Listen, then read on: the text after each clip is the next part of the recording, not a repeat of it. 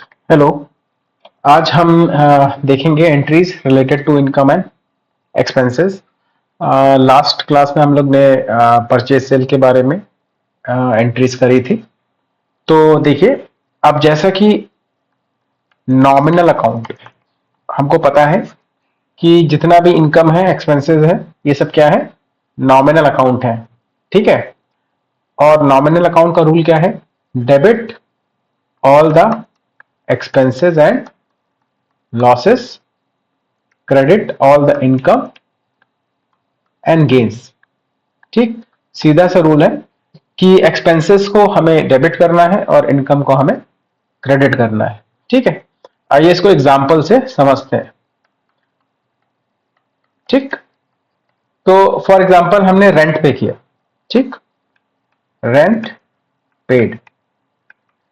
तो जब हम रेंट पे करेंगे, फॉर एग्जांपल 1,000 रुपए हमने रेंट पे किया, तो अगर हम रेंट पे करते हैं तो रेंट बेसिकली क्या है? रेंट एक खर्चा है, और हमको पता है खर्चा क्या होता है? डेबिट होता है। तो हमको पता है रेंट अकाउंट क्या हो जाएगा? डेबिट हो जाएगा। ठीक, मगर जब आप रेंट पे करेंगे तो आपके पास से क्या जा रहा है? कैश जा रहा है। ठीक है, और कैश क्या है? कैश एक रियल अकाउंट है, और रियल अकाउंट का हमें रूल पता है, debit what comes in, debit what comes in and credit what goes out. ये रूल हमें ऑलरेडी पता है। ठीक है, तो कैश जा रहा है यहां पे। ठीक है, तो कैश क्या होगा? क्रेडिट होगा। तो एंट्री क्या बन जाएगी हमारी? Rent account debit to cash. ठीक, 1000 डेबिट में लिख देंगे, 1000 आप क्रेडिट में लिख देंगे। तो ये हो गया आपका, किसी भी एक्सपेंस को अगर आपको करना है तो ये तरीका है। ठीक है, चलिए एक एग्जांपल और ले लेते हैं। मान लीजिए आपने सैलरी पे करी। ठीक है, सैलरी पेड टू गोपाल।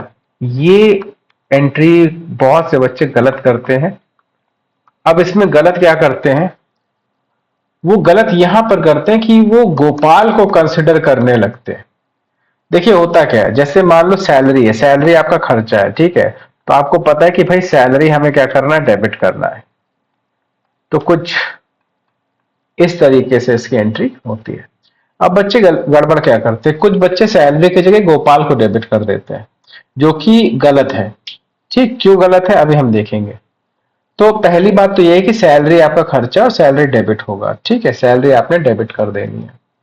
अब बात आ रही, जब आप पे करते हैं तो आपके पास से कैश जा रहा है, तो कैश क्या होगा? क्रेडिट हो जाएगा। जैसे rent account debit to cash था, वैसे ही salary account debit to cash हो जाएगा। अब गलती क्या करते हैं लोग?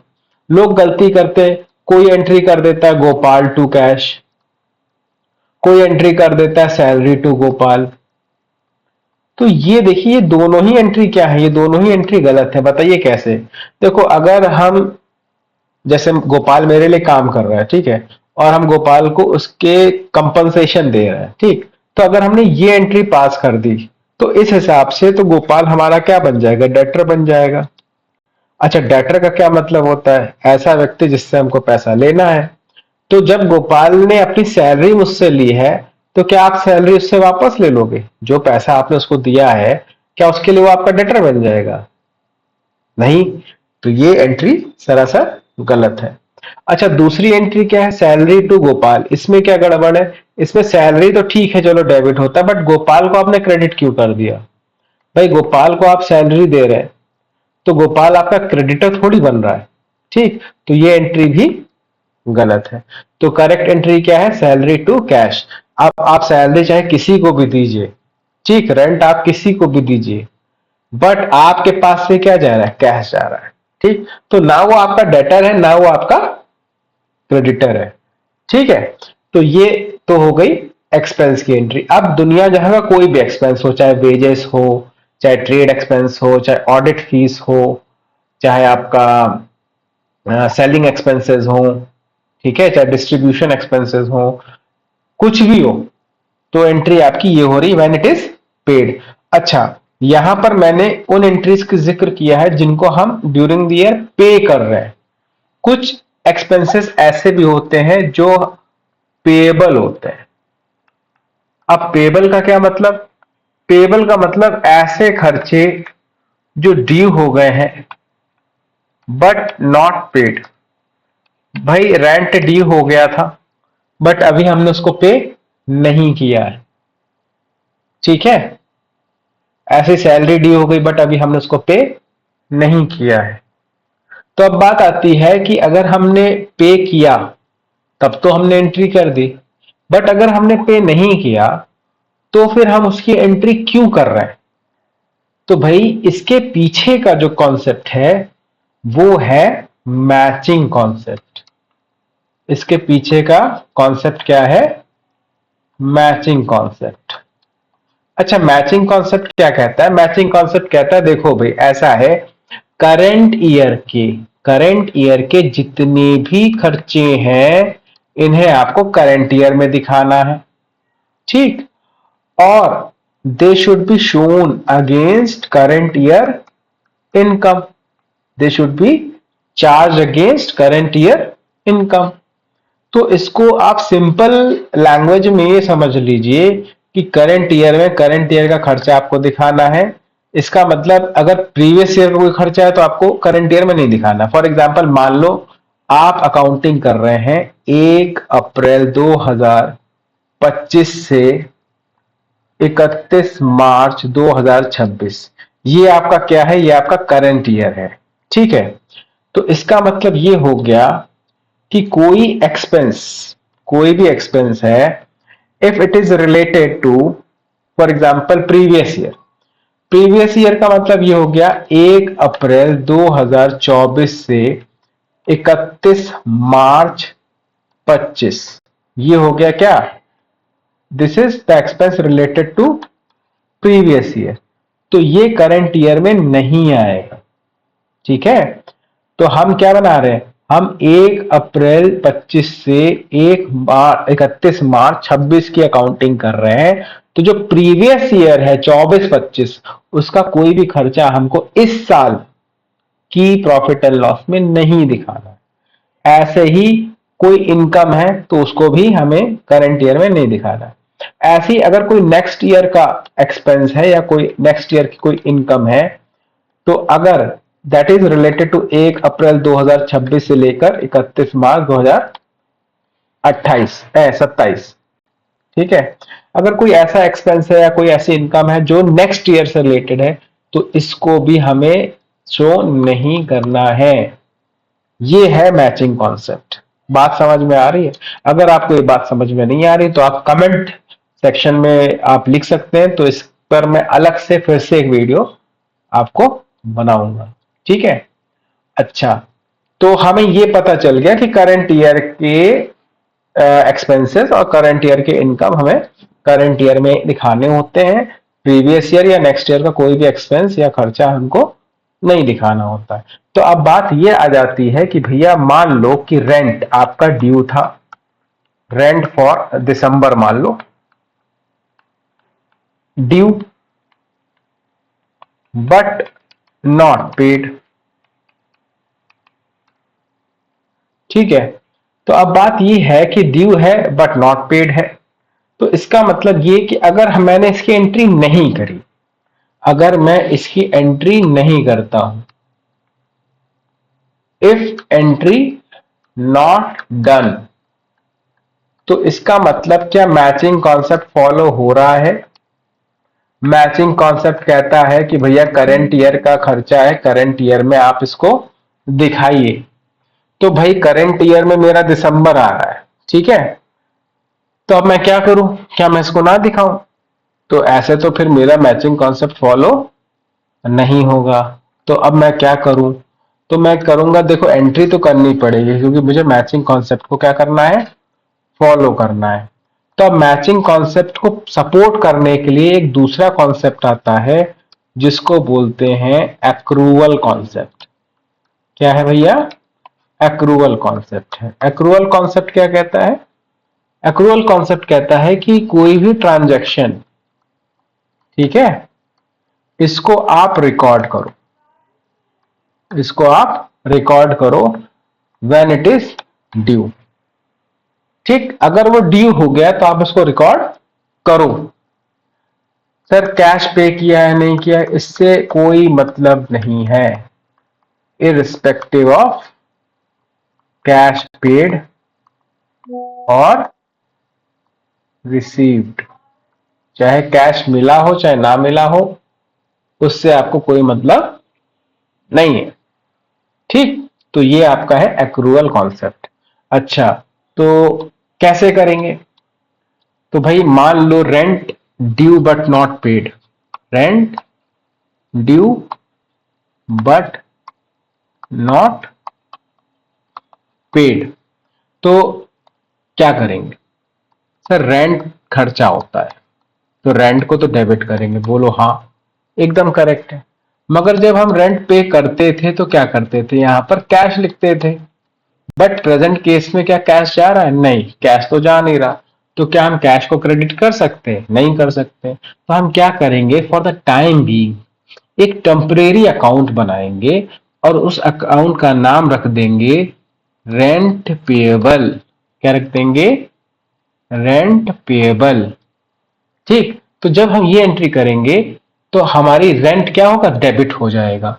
इसका मतलब मान लो 1,000 रुपए का रेंट है, तो हमने 1,000 रुपए के रेंट को एंट्री कर दी। ठीक है, रेंट ड्यू, बट क्योंकि पेड नहीं था इसलिए कैश को हमने क्रेडिट नहीं किया। आप इसको रेंट पेबल लिख सकते हैं, आप इसको आउटस्टैंडिंग रेंट लिख सकते हैं। ठीक है, दोनों तरीके से आप कर सकते हैं। तो ये जो रेंट पेबल अकाउंट बना, ये क्या है? ये एक तरीके की लायबिलिटी है। क्या है? ये एक तरीके की लायबिलिटी है। That is to be paid within a year. एक तरीके की करंट लायबिलिटी बन गई है। तो जब आप इसको पे कर देंगे, तब जब आप इसको पे करेंगे, व्हेन इट इज पेड, जब आपके पास कैश हो गया और आपने इसको पे कर दिया, तब आप एंट्री क्या करेंगे? Rent payable to cash, rent payable to cash. बात समझ में आई? तो इस तरीके से हम लोग एंट्री करते हैं। तो हम देख सकते हैं कि रेंट क्या हुआ? डेबिट हुआ, कैश क्या हुआ? क्रेडिट हुआ। बट इसके बीच में अगर मान लो हमारे पास कैश नहीं था, तो हमको उस समय चाहिए था, तो उतने वक्त के लिए क्या होता है? रेंट पेबल अकाउंट खुल जाता है और जब हमारे पास पैसा होता है तो हम इसको पे कर देते हैं और ये हमारा रेंट पेबल टू कैश से एंट्री हो जाती है। अगर आपको ये बात समझ में नहीं आई है तो आप मुझे कमेंट कर सकते हैं, तो मैं आपको इसको फिर से समझा सकता हूं। अच्छा, अब बात आती है कि इनकम को रिकॉर्ड हम कैसे करेंगे। तो इनकम बहुत इजी है। जैसे रेंट क्या होता है? एक्सपेंस क्या होता है? डेबिट होता है। वैसे इनकम क्या होगी? क्रेडिट होगी। फॉर एग्जाम्पल आपको इनकम रिसीव हुई, ठीक है, तो आप एंट्री क्या करेंगे? Cash account debit to income. अब आपको नहीं पता कौन सी इनकम है, एंट्री तो यही होनी है। For example commission received, commission received, इसकी क्या एंट्री होगी? इसकी एंट्री होगी cash account debit to commission received account. ठीक है, तो cash account debit to commission received account. For example 1,000 है मान लेते हैं। तो इस तरीके से कोई भी इनकम है तो आप उसकी एंट्री कर सकते हैं। अच्छा, सेम कॉन्सेप्ट यहां पर भी अप्लाई होता है। फॉर एग्जाम्पल आपकी कोई इनकम थी, income due but not received, तो यहां पर ये हो गया कि इस तरह की इनकम को हम बोलते हैं एक्रूड इनकम। क्या बोलते हैं? Accrued income. ऐसी इनकम जो हमें मिलनी थी बट मिली नहीं। तो एक्रूड इनकम एक तरीके का हमारा एसेट होता है, क्योंकि फ्यूचर में हमको इसके थ्रू पैसा मिलेगा। ठीक है, तो जैसे मान लो हमने कहीं काम किया था तो हमको वहां से कमीशन मिलनी थी। तो अगर हमें कमीशन मिलता, अच्छा एक अकाउंट हम क्वेश्चन बना लेते हैं, कमीशन रिसीवेबल ठीक है, या कह दें कमीशन ड्यू कितना 1000 रुपये, अभी मिला नहीं है तो एंट्री होती कैश टू कमीशन, बट क्योंकि मिला नहीं है तो कैश की जगह हम क्या लिख देंगे, एक्रूड कमीशन लिख देंगे। क्या लिख देंगे, accrued commission account debit to commission. देखो कमीशन को हमें क्रेडिट करना था क्योंकि करंट ईयर की इनकम है, तो हमें करंट ईयर में उसको दिखाना था, तो कमीशन को हमने क्रेडिट कर दिया, ठीक है।